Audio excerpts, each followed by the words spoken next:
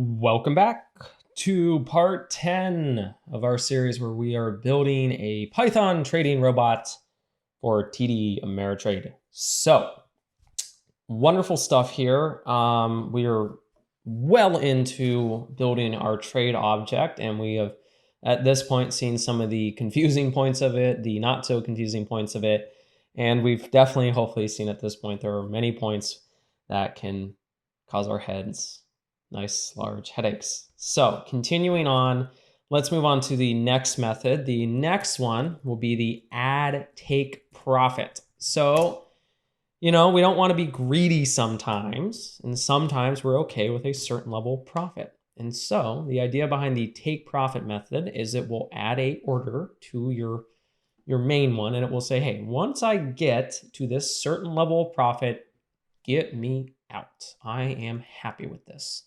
So I actually like this one a lot. Sometimes people overlook this one and they say, well, it doesn't matter if it keeps going up, right? Yeah, sometimes. But at the other point, other perspective too is, a lot of times, staying in a position sometimes can be risky or, this and that. And sometimes you get a healthy profit. It's more than okay to get out. And so this will help us build those orders to help us get out. Now, just like every single other one that we've talked about so far, the first thing we're going to see is, we're going to check for is whether it's a trigger order or not. If it's not a trigger order, then we have to convert it to a trigger order, because the reason is we need an order structure that allows us to have a child order that's below it. So just because I have a buy order isn't enough. I have to have my child order that will then execute when I submit my main order. So we will also be defining a method called convert to trigger, which will convert our order to a trigger order.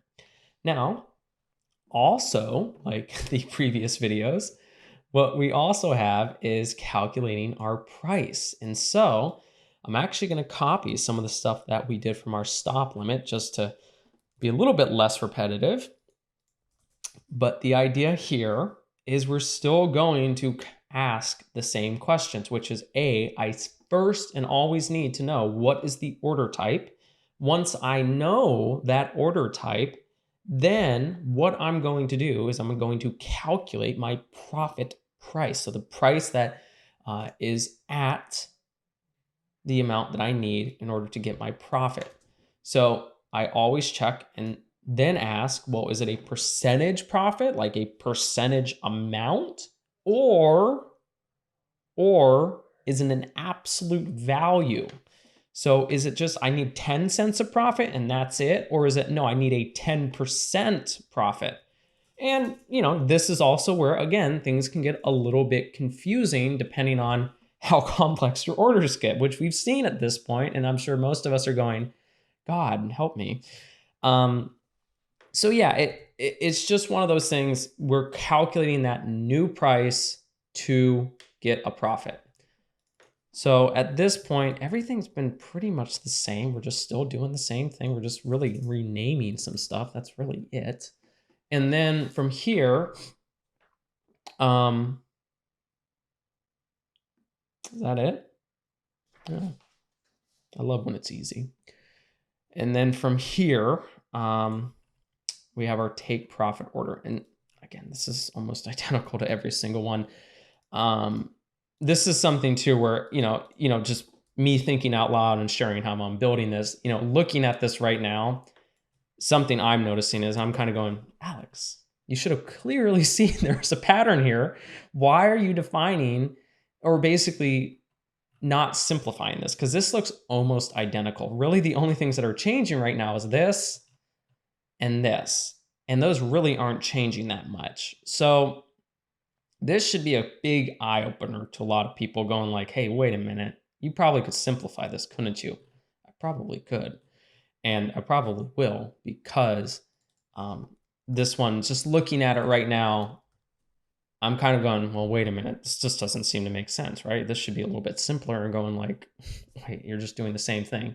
So I always like to share that when I'm doing these videos sometimes live is, I think part of the process is talking through your logic, and then you kind of go, wait a minute, my logic could be simplified. But we can see here with our take profit order, it's still a limit order. This is because, once we reach that limit price, we can sell at it.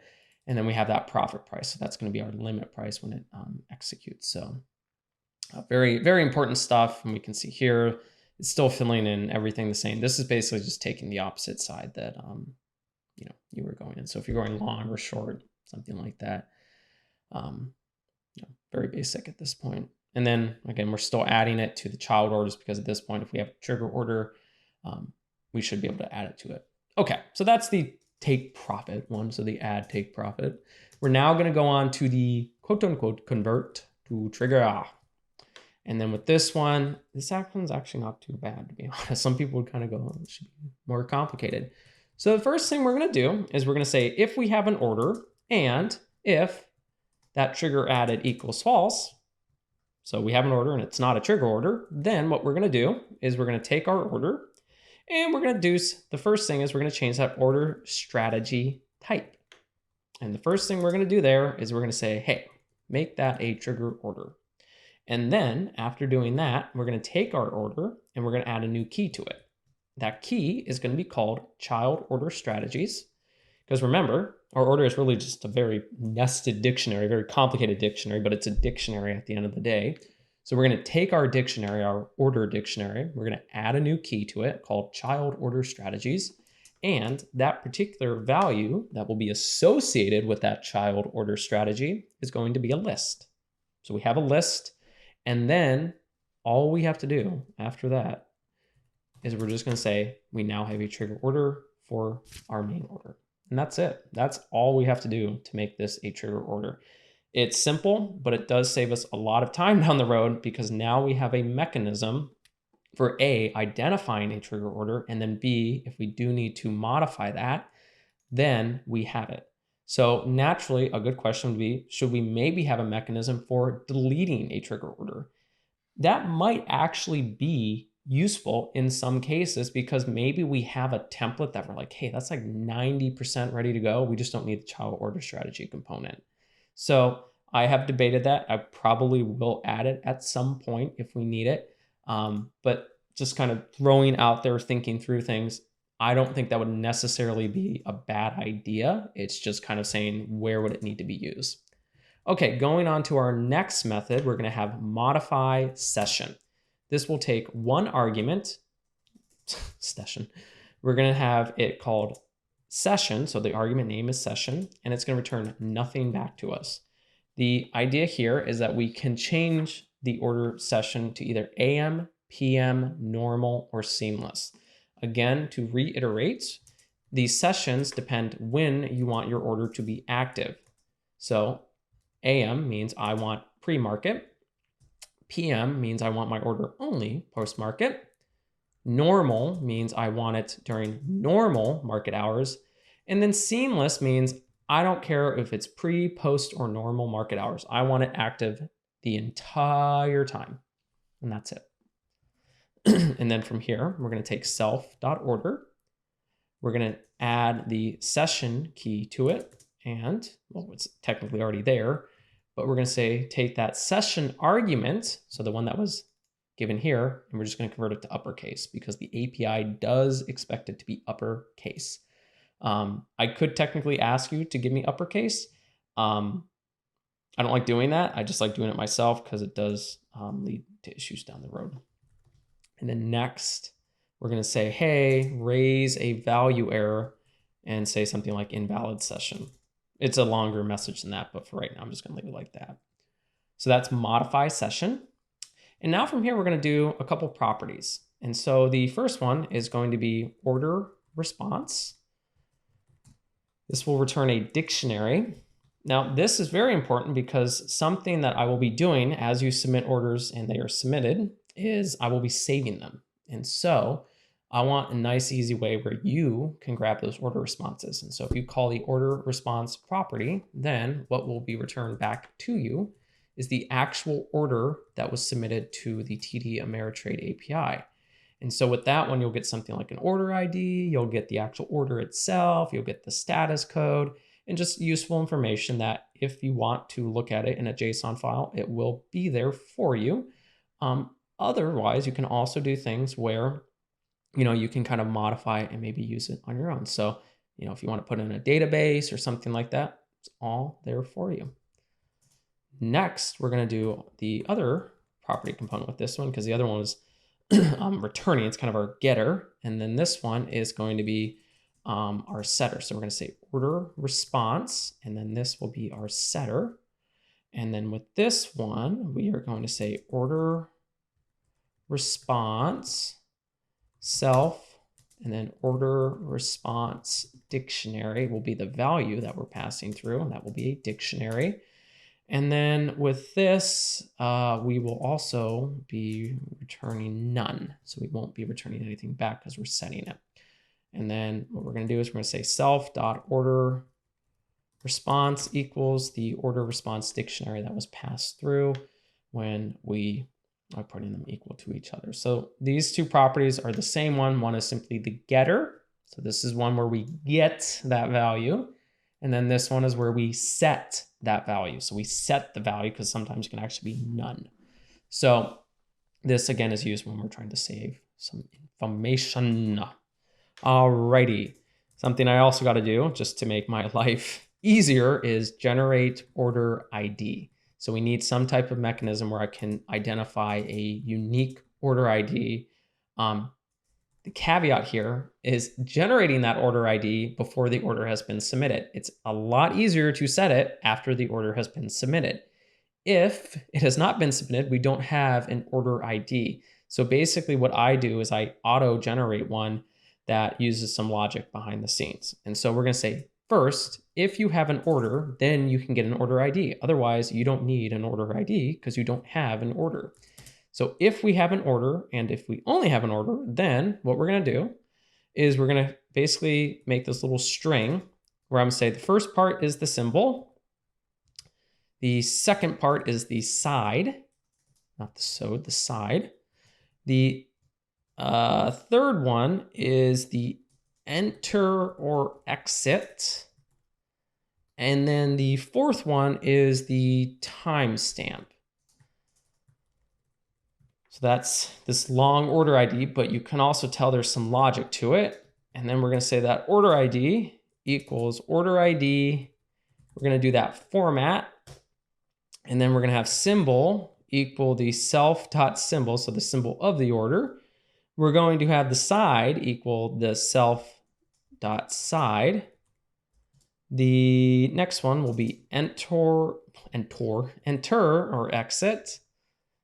And that will be self enter or exit. And then finally, we'll have our timestamp, which will be date time. We're going to do now. And then we're going to call that timestamp method. And that will return a float back to us. And then finally, we will return the order ID that has been formatted. So that's if we have an order ID. Otherwise, we're going to return back. So else, return a blank string. So nothing fancy. So that's generating an order ID. Next, we are going to talk about the add leg. So if you want to add multiple legs to your order, well, we got a couple things I need from you. One is I need the ID because that tells me the position within that order leg collection. Next, I need a symbol. So that's the symbol you want to be associated with that leg. Next, I need a quantity. So that's the quantity amount of that instrument that you're planning either to purchase, sell, or whatever. The next one is the asset type. That's the string. The final one is the sub asset type. And that one is also a string, but it defaults to none. And then this will return a list of dictionaries because it's a leg collection, right? So this is kind of like our instrument one, but I'm being a little bit more specific here and I'm making it a little bit more general. So with the instrument, it's always assuming it's the first leg. With the add leg, it will add the specific one that you specify. So that's kind of the difference here. So first here is define the leg. So it's going to be leg equals, first of all, an empty dictionary.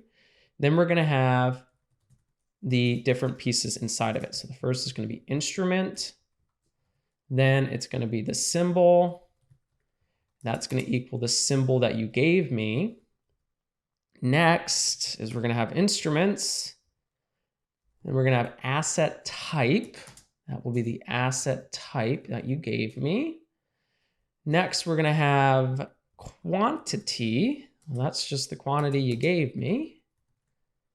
And then we're going to say, well, if you gave me a sub asset type, then I will also add that one for you. And I'll say, okay, give me the instrument, and then it will be sub asset type. And that one will be sub asset type, just like that.